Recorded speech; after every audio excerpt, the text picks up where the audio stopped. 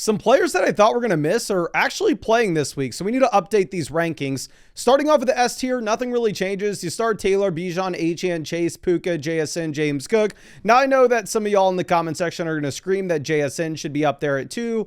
I mean, by all means, yell at me. It doesn't matter. You're starting these guys regardless. I'm going over to the A tier of options. Bucky Irving's right back where he was. I mean, Bucky comes through his first week back in. While he only played 55% of the snaps, or if you compare that to the first 4 games of the season where every week he played at least 60%, obviously that is a decrease, but he had 17 carries. And at the same time, he had 2 targets for 19 total opportunities in his first game back. So now I think we assume that he ramps up in his second game. And if we go through and we look at what we actually have with the matchup against the New Orleans Saints, the Tampa Bay Buccaneers are heavily favored in this one, so they should be able to run the ball consistently.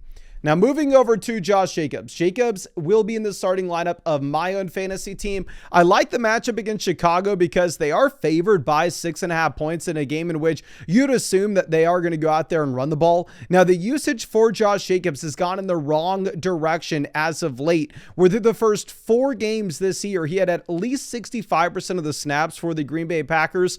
But since then, you've had a lot of Emmanuel Wilson, especially over the past 2 to 3 weeks when Josh Jacobs has been dealing with that ankle injury. I'm really hoping that Jacobs is 100% in this game and he does expand the role, especially as a receiver, because over the past 3 games, he has had a total of 2 targets. Now, our next name is going to be Derrick Henry. While Lamar has struggled and Lamar Jackson did miss practice on Thursday, sounds like Lamar is going to be playing this next week. And ultimately, Lamar can't possibly be worse than what he has been, right? We've already seen the worst case scenario for Lamar Jackson.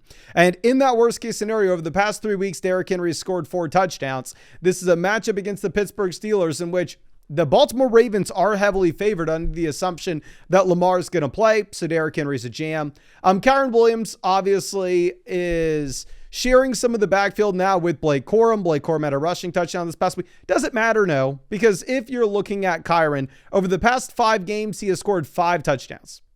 If you're looking at Kyren, the Rams project to be one of the highest scoring offenses in the league this week, while at the same time, Blake Corum doesn't get anything as a receiver. So Kyren Williams is an auto start regardless. And Chase Brown is expanding his role even with Samaje Perine back into this offense. Chase Brown is still seeing a ridiculous amount of target volume. Now, of course, the snap usage did come down from 89% in week 12 to only 60% this past week, but he had 7 targets with Joe Burrow under center. Like, the volume has been incredible. Coming off a game with 22 opportunities, this matchup against the Buffalo Bills is one in which a ton of fantasy points should be scored.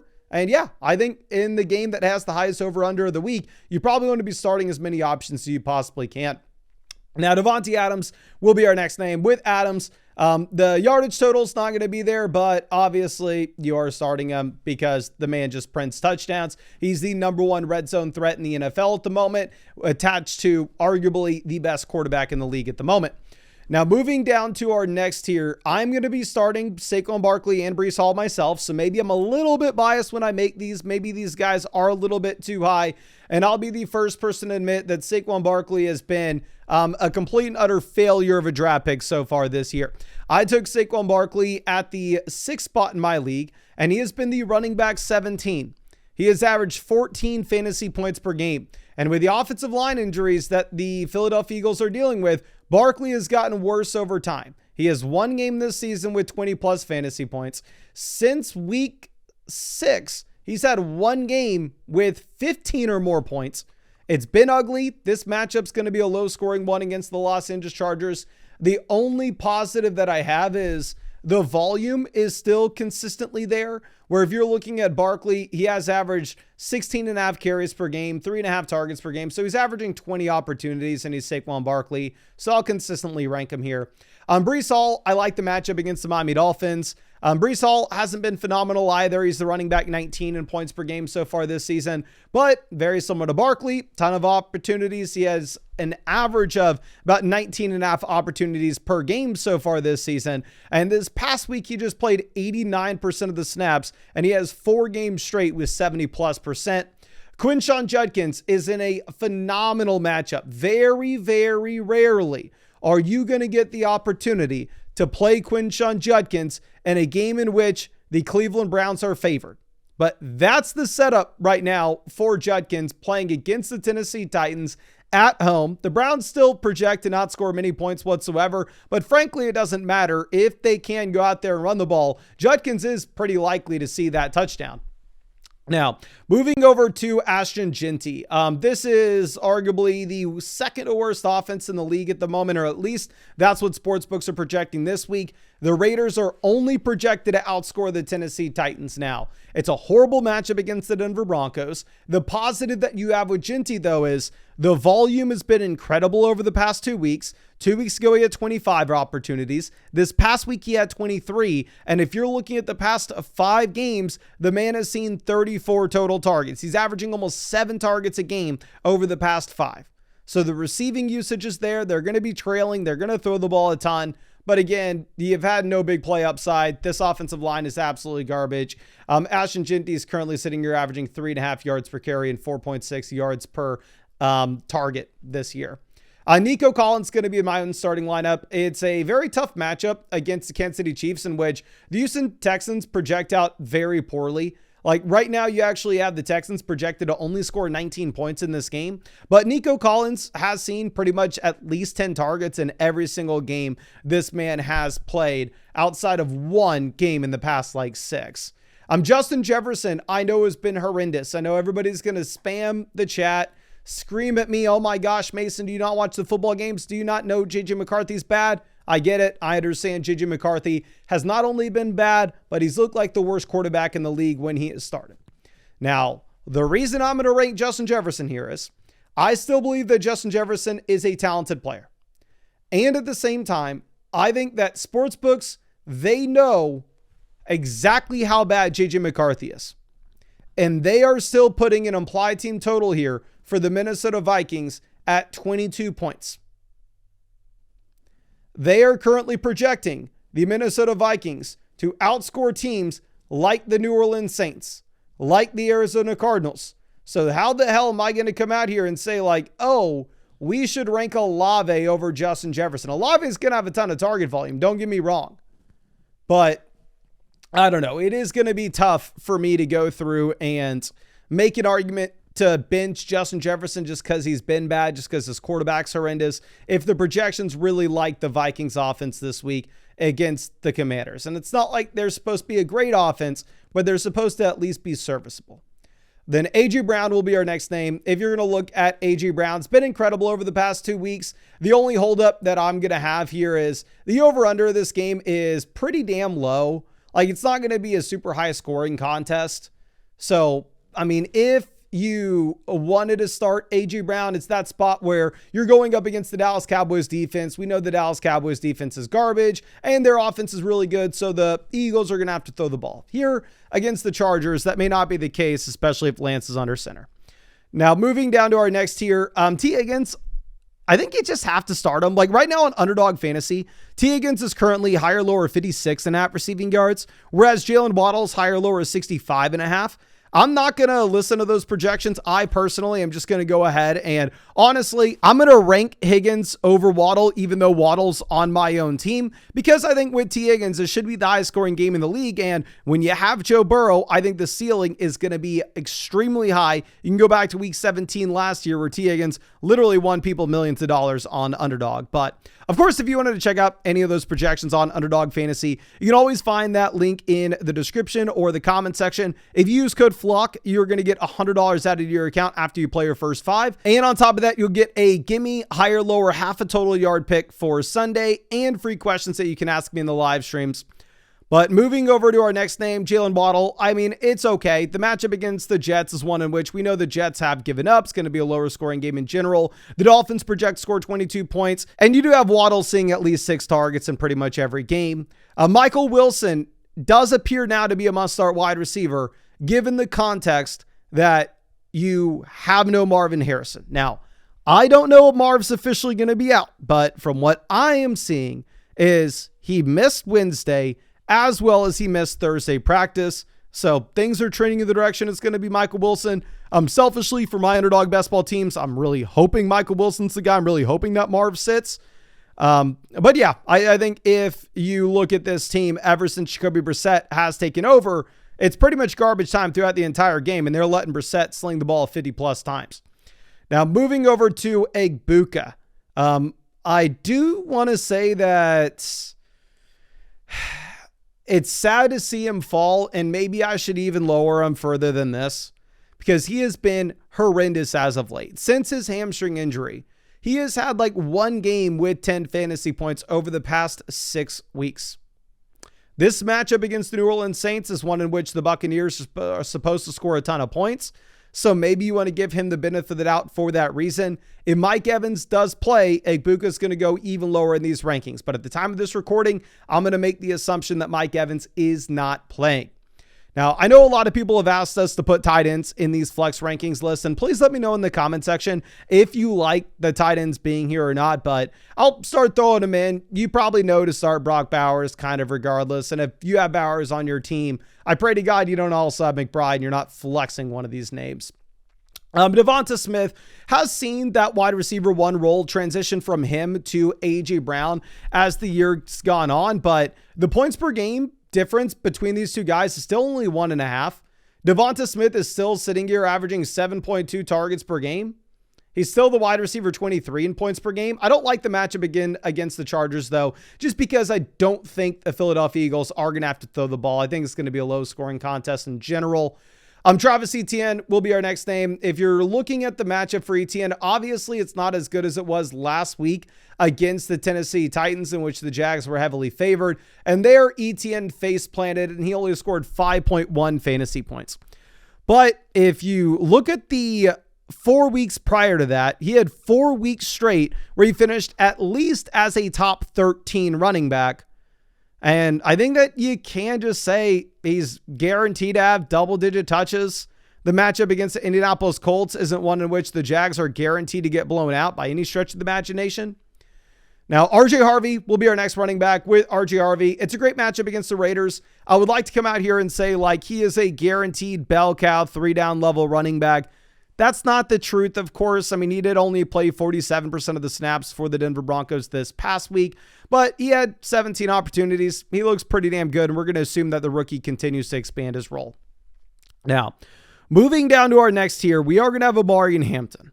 With Amari Hampton, if you look at the 2 games that he had before he went down with his injury, he scored 25 and 27.5 fantasy points. He looked incredible. Now, with that in mind, his first week back, he is going to have a really tough matchup against the Philadelphia Eagles. This coaching staff has come out here and they've talked very positively about Kamani Vidal, who's looked really good in the absence of Amari Hampton. So wouldn't it be the most surprising thing in the world if Hampton doesn't immediately go back to playing 89% of the snaps for the Los Angeles Chargers, and it looks a little bit more like a committee backfield his first weekend. And again, it is a really tough matchup against Philly this first week. Our next name is going to be Kenneth Walker. Kenneth Walker does have a very positive matchup here against the Atlanta Falcons, where you do get a massive spread where Seattle presumably can run the ball consistently. Now, Zach Charbonnet is still very much a split in this backfield, which is why Kenneth Walker isn't a must-start name by any stretch of the imagination. But the positive that you've had with Walker as of late is he now has 3 straight games with at least 3 receptions, so that is trending in the right direction. Now, Jaylen Warren will be our next running back. With Jaylen Warren, there is no ceiling whatsoever. We haven't seen it this year. He hasn't scored 20 fantasy points in a single game. Now, at the same time, I mean, outside of the one game that he left early with an injury, he's pretty much guaranteeing you that he's going to score at least 10 fantasy points. So, you know, you're getting 10 to 15 points with Jaylen Warren. The volume is there, but it's a really bad matchup, especially this week. If you're looking at the fact that, I mean, the Pittsburgh Steelers currently project to score like 18.5 points. Now we're going to go right back to the tight ends. We'll have Tyler Warren here. Obviously, if you have Tyler Warren, you want to go ahead and you want to put him in your lineup. Now, Zay Flowers will be our next name. Zay Flowers has been very bad. He hasn't scored a touchdown since week 1. Lamar Jackson looks to be banged up. Didn't practice on Thursday. We're going to assume that this isn't a great offense yet again. But I don't know. Zay Flowers, outside of this 1 week against the Cincinnati Bengals, does give you a decent little floor. Terry McLaurin, I think, has come back and is the number 1 guy in Washington yet again, based off what we saw this past week. I'm going to be making this ranking under the assumption that we have no Jaden Daniels. And I think right now, if you are looking at the fact that you have a 20.5 point implied team total for the Commanders, this probably does scream that sportsbooks are also projecting that it's going to be Marcus Mariota. Now, Jaden Daniels did get into full practice on Thursday. So if Daniels were to play, then you are moving up Terry dramatically, as well as you're moving up Debo dramatically. Michael Pittman Jr. as well as Alec Pierce will be our next 2 names. If you're listening to Underdog projections, they have Alec Pierce higher lower 55.5 receiving yards in comparison to Michael Pittman Jr. higher lower only 47.5.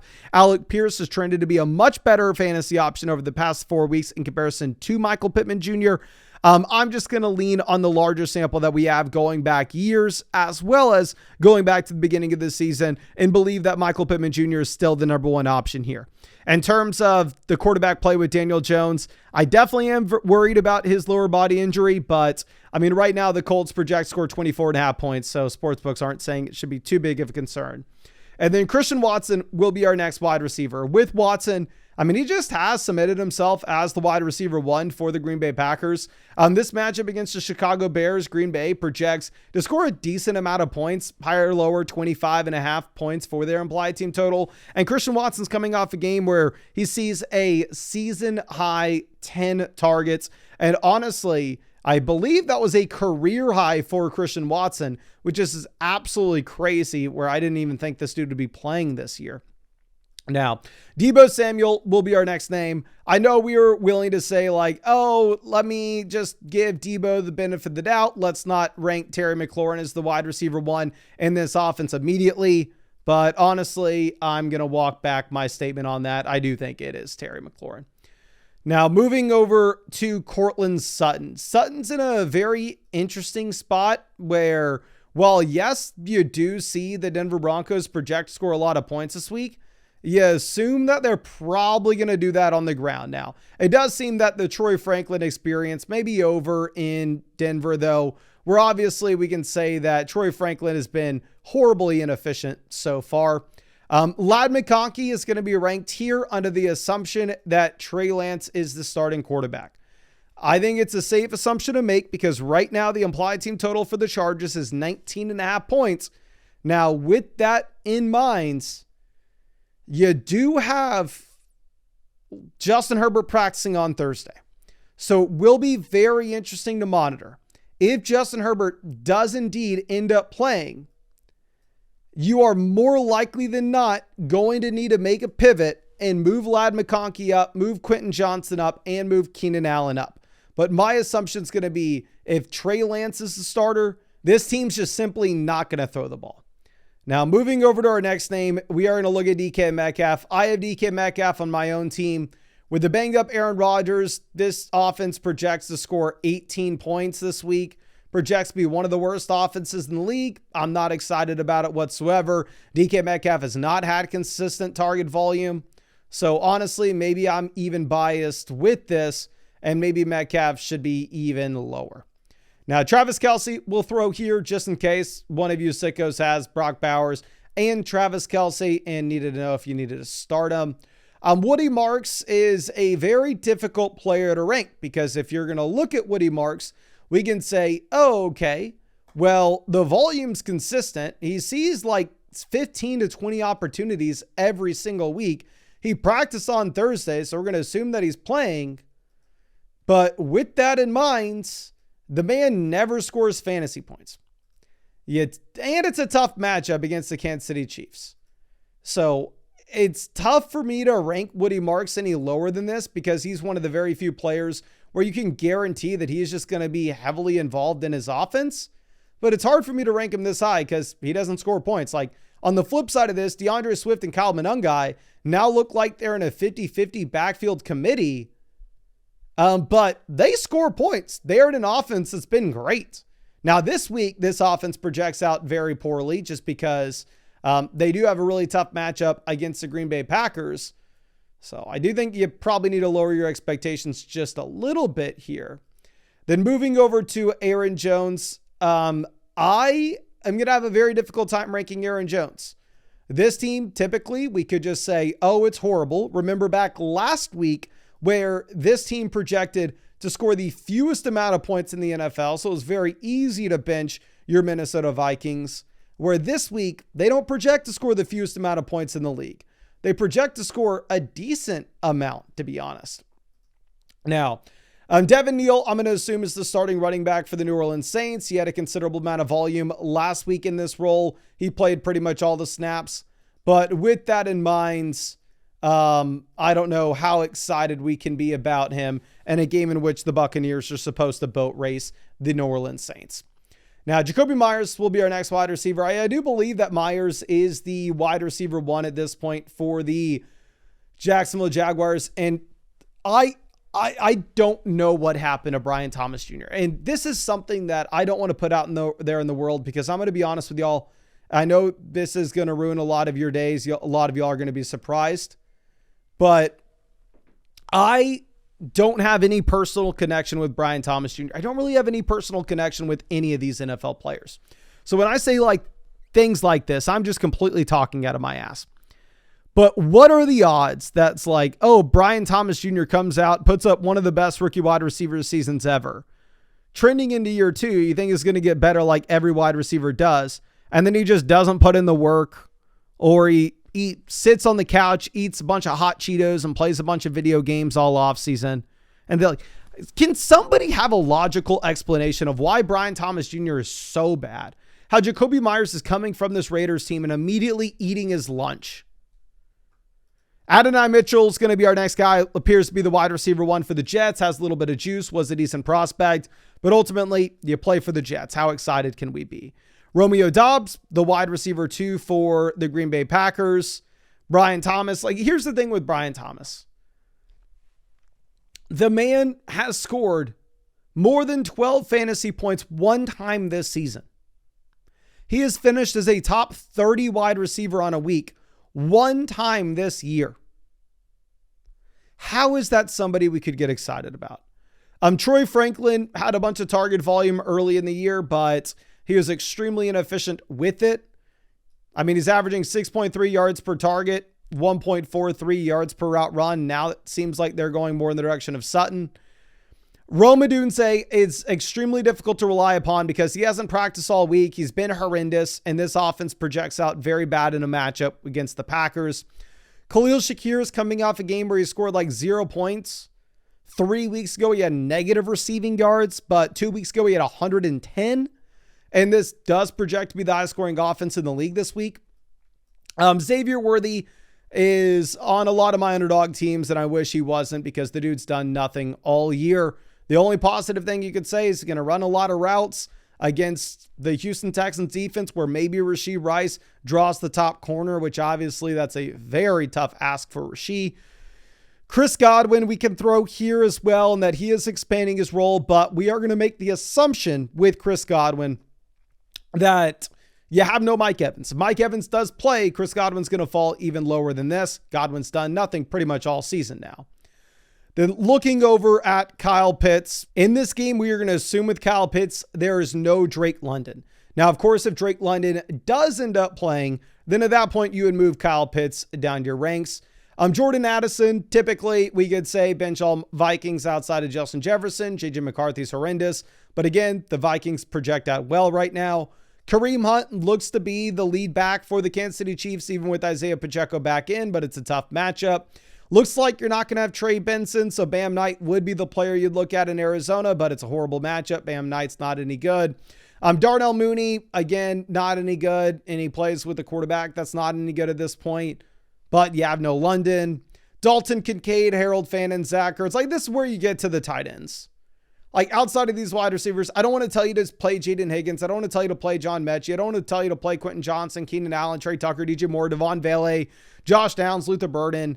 I don't want to tell you to play the running backs like Kenneth Gainwell, Zach Charbonnet, Chris Rodriguez.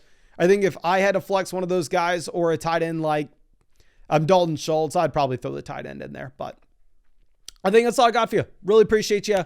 And yeah, thank you so much for sticking with me. I'm really rooting on you this week. I'm hoping that you're able to get to the playoffs. That way we can have that fun sweat because we've been working for it all season. But much love, ladies and gentlemen. I really do appreciate you.